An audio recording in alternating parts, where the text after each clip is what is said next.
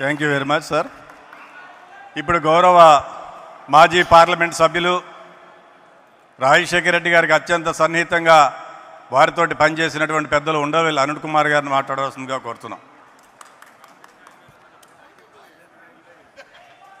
Height problem లేదు సార్కు. అందరికీ నమస్కారం. రాజశేఖర రెడ్డి గారి గురించి నేను చెప్పడం మొదలెడితే అన్ని కథలు మీరు అందరూ వినేసి ఉంటారు. రాజశేఖర రెడ్డి గారి గురించి నిత్యం మననం చేసుకునేటువంటి వ్యక్తుల్లో నేను ఒకడిని. ఎందుకంటే చాలామందికి దొరకని అవకాశం రాజశేఖర రెడ్డి గారితో అత్యంత సన్నిహితంగా మెలిగేటువంటి అవకాశం నాకు దొరికింది. అంటే రామచంద్రరావు గారు దొరికించారు. డాక్టర్ కేవీపీ రామచంద్రరావు గారు ప్రధానంగా రాజశేఖర రెడ్డి గారు ఎక్కడికి వెళ్ళినా, ఏ మీటింగ్లో వెళ్ళినా పక్కన నేను ఉండేలా ఈయన చూసేవారు. 1983లో ఆయన మొట్టమొదటిసారి పిసిసి ప్రెసిడెంట్ అయినప్పటి నుంచి 2009 సెప్టెంబర్ 2 నాడు ఆయన మరణించే వరకు దాదాపుగా ఆయనతోటే కలిసి ప్రయాణం చేయటంలో రామచంద్రరావు గారు ఎంత థిక్గా ఉన్నారో సుమారుగా అంత దగ్గరగా నన్ను కూడా అక్కడ పెట్టారు. నిజంగా చెప్తున్నా, ఆయన చనిపోయే వరకు నాకు తెలియదు ఇంత గొప్ప వ్యక్తితో నేను కలిసి తిరుగుతున్నానని. ఎందుకంటే ముఖ్యమంత్రులు అవుతుంటారు, ప్రధానమంత్రులు అవుతుంటారు, ఎంపీలు అవుతారు, ఎమ్మెల్యేలు అవుతారు, స్నేహంగా ఉన్నవాళ్ళు చాలామంది ఉంటారు. కానీ రాజశేఖర రెడ్డి గారు నేనంటే అభిమానించేటువంటి ఒక నాయకుడని అనుకున్నాను. కానీ ఆయన చనిపోయిన తర్వాత తెలిసింది నాకు, ఈయన మామూలు మనిషి కాదు. ఇప్పటి వరకు మన రాష్ట్రంలో ఎవ్వరికి దొక్కని ఒక గౌరవం మీరు మర్చిపోయి ఉంటారు. హైదరాబాదులో వినాయక నిమజ్జనం అని జరుగుతుంది. అది యావత్ భారతదేశంలో ఒక పెద్ద ఈవెంట్. హైదరాబాద్లో జరిగినట్టుగా సౌత్ ఇండియాలో ఎక్కడ జరగదు. నార్త్లో కూడా ఎక్కడైనా మహారాష్ట్రలో 1-2 చోట్ల జరుగుతుందేమో. రాజశేఖర రెడ్డి గారు చనిపోయిన 3వ రోజునే ఆ వినాయక నిమజ్జనం సరిగ్గా సెక్రటేరియట్ ఎదురుకుండా హుస్సేన్ సాగర్లో జరుగుతుంది.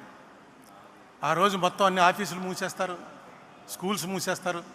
పోలీసులకైతే ఆవేళ ఉన్నంత పని సంవత్సరంలో ఎప్పుడూ ఉండదు. చాలా అసలు ఊరంతా డ్రామా, డప్పులు, డ్యాన్సులు భయంకరంగా ఉంటుంది. ఏంటి అసలు ప్రతివాడు వాళ్ళ ఇంట్లోంచి వినాయకుడిని తీసుకొచ్చి కలపవలసిందే అనేటువంటి ఒక యుద్ధం జరుగుతున్నట్టుగా ఉంటుంది. అది నేను చాలాసార్లు చూశాను హైదరాబాద్లో. అదొక ఎంజాయ్మెంటు, ఇంత బ్రహ్మాండమైనటువంటి మూమెంట్ అని. ఆ రోజు బాజా భజంత్రీలు లేవు, బాణసంచాలు లేవు. పిన్ డ్రాప్ సైలెన్స్లో నిమజ్జనానికి తీసుకొచ్చినటువంటి ప్రతి బండి మీద వినాయక విగ్రహం 40 అడుగులు 50 అడుగులు ఉన్న ఖైరతాబాద్ విగ్రహం నుంచి ఎవరో అప్పలకొండ అన్నవాడు తన ఇంట్లో పెట్టుకున్న చిన్న విగ్రహం వరకు అన్ని విగ్రహాలతోటి రాజశేఖర రెడ్డి గారి చనిపోయిన ఫోటో, ఆ ఫోటో పెట్టుకుని వచ్చారు. బహుశా ఈ గౌరవం ఎవరికి దక్కదు. ఎందుకంటే అది ఎవరో పెట్టించి ఫోటోలు పంచిపెట్టింది కాదు.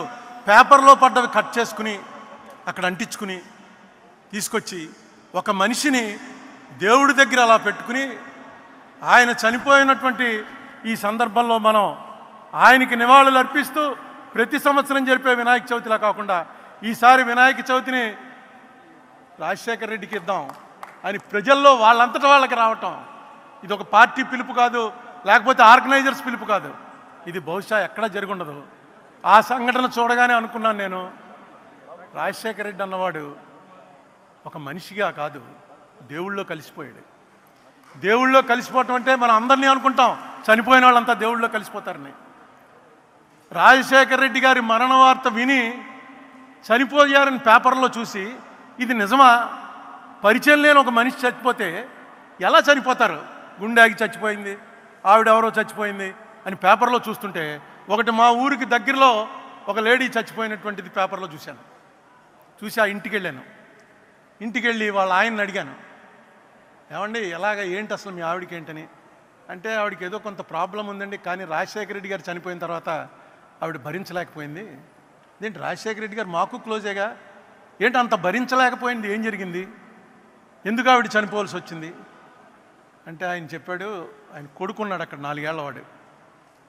ఈ కుర్రవాడికి హార్ట్ తేడా వచ్చిందండి. మేము ఎఫర్ట్ చేయలేము, మేము తీసుకెళ్ళి అతనికి ఆపరేషన్ చేయడానికి. రాజశేఖర రెడ్డి గారు ఒక స్కీమ్ ఏదో పెట్టాడు, ఆయన మేము కలవలేదు కూడాను. పిల్లలకి ఎవరికైనా సరే ఈ తేడా వస్తే ఆ ఆపరేషన్కి అయ్యే ఖర్చు, అప్పటికి ఇంకా ఆరోగ్యశ్రీ రాలే, ఆ పిల్లవాడికి సంవత్సరం వయసు ఎంతో, ఆ అయ్యే ఖర్చు అంతా కూడా ప్రభుత్వం భరిస్తుందని డిక్లేర్ చేశారు. ఇది ఊహించలేదు మేము. చచ్చిపోయాడు అనుకున్నాం, ఎప్పుడు చచ్చిపోతాడో తెలియదని డాక్టర్లు చెప్పారు. గుండెలో తేడా ఉంది, ఎప్పుడు చచ్చిపోతాడో తెలీదు, ఆపరేషన్కి 4-5 లక్షలు ఖర్చు అవుతుంది, మీరు పెట్టుకోలేరు, అలా ఉన్నంతకాలం ఈ మందులు వాడుతూ ఉండండి అని చెప్పారు. కానీ ఇదేదో భగవంతుడే ఇచ్చాడు మాకు అనుకుని వాడిని ఆపరేషన్ చేయించాం, వాడు బతికాడు, శుభ్రంగా ఉన్నాడండి. ఈ రాజశేఖర రెడ్డి గారు చచ్చిపోయిన తర్వాత టీవీలో వస్తుంది, అమ్మా అన్నా నమస్తే, అమ్మా నమస్తే, బాబు నమస్తే అని రాజశేఖర రెడ్డి గారిది ఆ పాత క్లిప్పింగ్ ఏదో తీసి టీవీలో చూపిస్తున్నారు. ఈ కుర్రాడు 3 చక్రాల సైకిల్ ఎక్కి అమ్మా నమస్తే, బాబు నమస్తే. అతనికి రాజశేఖర రెడ్డి తెలీదు, ఆపరేషన్ గొడవ తెలీదు, వాళ్ళ అమ్మ గొడవ తెలీదు, నాన్న గొడవ, ఎందుకు బతికాడో తెలీదు. ఆ టీవీలో చూసింది సైకిల్ తొక్కుతూ రైమని సైకిల్ తొక్కుంటూను అమ్మా నమస్తే, నాన్న నమస్తే అని అంటుంటే చూసి ఏడ్చి ఏడ్చి బెంగ పెట్టుకుని మేము తీసుకెళ్ళామండి హాస్పిటల్కి. కానీ పని జరగలేదు, పోయింది. కొడుక్కి ప్రాణం పోసిన రాజశేఖర రెడ్డి ఇంత అర్ధాంతరంగా పోతాడని ఊహించలేదు. మేము కూడా అనుకోలేదు, బాధపడుతోంది, ఏడుస్తోంది, కానీ ప్రాణాల మీదకి వచ్చింది అది మేము అనుకోలే. ఆఖరిన హాస్పిటల్కి రష్ చేసేటప్పటికి లేదండి ప్రాణం పోయిందన్నారు. నిజంగా అది మేము కూడా ఊహించలేకపోతున్నాం. ఏ జబ్బు లేదు, వయసు చూస్తే 40 ఏళ్ళు, లేటుగా పుట్టాడు, ఒకడే కొడుకు, వాడు చచ్చిపోతాడా అనేటువంటి దీంట్లో ఉన్నప్పుడు రాజశేఖర రెడ్డే ప్రాణం పోశాడు. ఆ రాజశేఖర రెడ్డి హెలికాప్టర్లో బయలుదేరట, చచ్చిపోవటం కూడా ఒక రోజంతా ఈ రాష్ట్రం మొత్తం ఏడిచింది, పార్టీలు మర్చిపోయి ఏడిచింది. గుళ్ళో, మసీదుల్లో, చర్చిల్లో ప్రార్థనలు చేసుకున్నారు. ఆర్గనైజ్డ్ కాదు, ఎవడ మట్టుకోడు దండం పెట్టుకుని రాజశేఖర రెడ్డిని బతికించే బాబు, ఒక్కటే అడుగుతాను, రాజశేఖర రెడ్డిని బతికించే చాలని. ఇలాంటి చావు బహుశా భగవంతుడు ఎవరికైతే నిర్దేశిస్తాడో అలాంటి వాళ్ళకే వస్తుంది.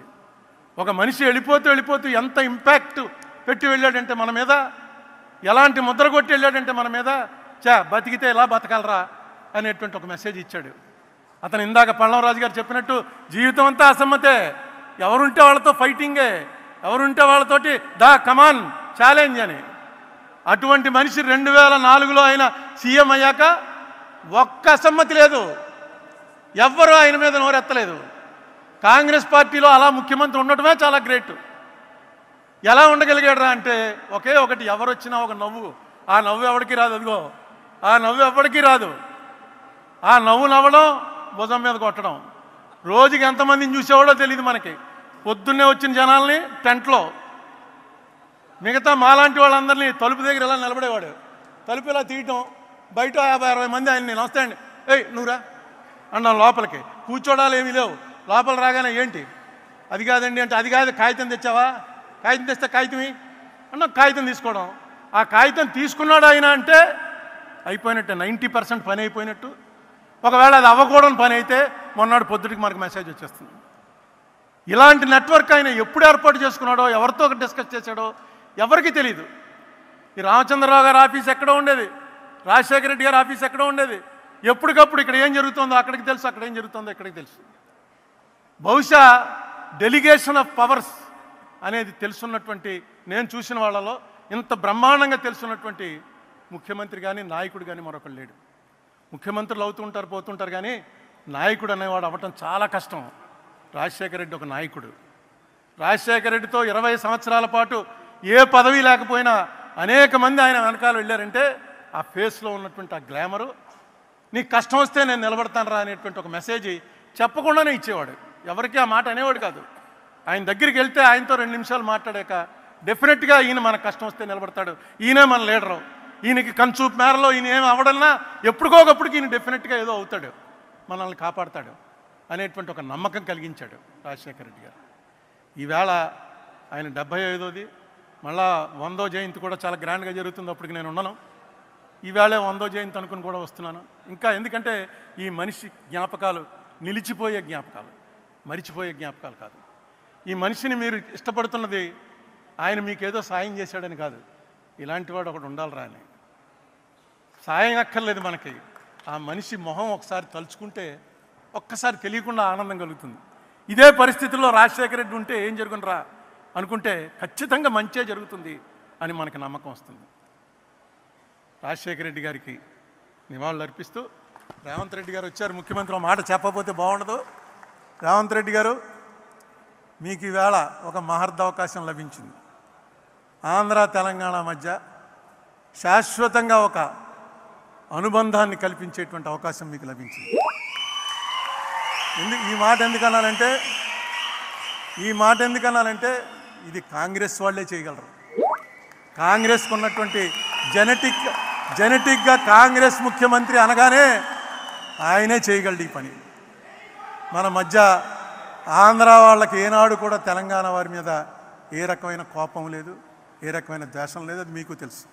మీకు మా మీద కోపం వచ్చింది, దానికి ఒక కారణం ఉంది, అది మాకు తెలుసు. లేకపోతే పొన్నం ప్రభాకర్ నేను 5 ఏళ్ళు మాట్లాడుకోలే.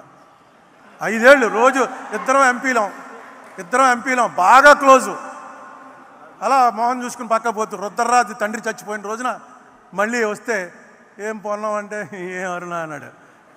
ఏంటంటే కారణం రాజకీయ కారణాలు. ఈ కారణాలన్నింటినీ కూడా ఒక్కసారి దాని మీద దృష్టి పెడితే రేవంత్ రెడ్డి గారు ఖచ్చితంగా వీటిని సెటిల్ చేయొచ్చు. ఆంధ్ర తెలంగాణ ఓన్లీ టెక్నికల్గా 2 రాష్ట్రాలు తప్ప ప్రజలు మాత్రం ఒకటే అనే మెసేజ్ ఇవ్వగలరు. దీనికి ఏం చేయాలో అది అడ్మినిస్ట్రేటివ్గా ముఖ్యమంత్రుల మధ్య మీరు ఏం చేస్తారో అది ఎలాగా చేస్తారు. ఇక్కడ రాజశేఖర రెడ్డి కూతురు కూడా ఉంది, ఆ సంగతి మర్చిపోవద్దు. రాజశేఖర రెడ్డి కూతురు రిప్రజెంట్ చేస్తూ ఏమి చేస్తే ఇక్కడ వాళ్ళకి బాగుంటుందో, ఏది మీకు నష్టం లేకుండా కష్టం కలగకుండా ఆంధ్ర ప్రజలకి ఉపయోగకరంగా ఉంటుందో ఆ ఆలోచన మీకు ఆల్రెడీ స్టార్ట్ అయింది. దాన్ని ఇంకొంచెం పెంచండి. రామచంద్రరావు కేవీపీ లాంటి వాళ్ళు ఎలాగా ఉన్నారు మీకు హైదరాబాద్లోనే ఉంటున్నాడు ఆయన. మీకు ఎప్పుడు కావాలంటే అప్పుడు సహాయపడతారు. ఖచ్చితంగా ఈ క్రెడిట్ మాత్రం రేవంత్ రెడ్డి గారికి దక్కటం కోసమే ఆయన ముఖ్యమంత్రి అయ్యాడని నేను తలుస్తున్నా.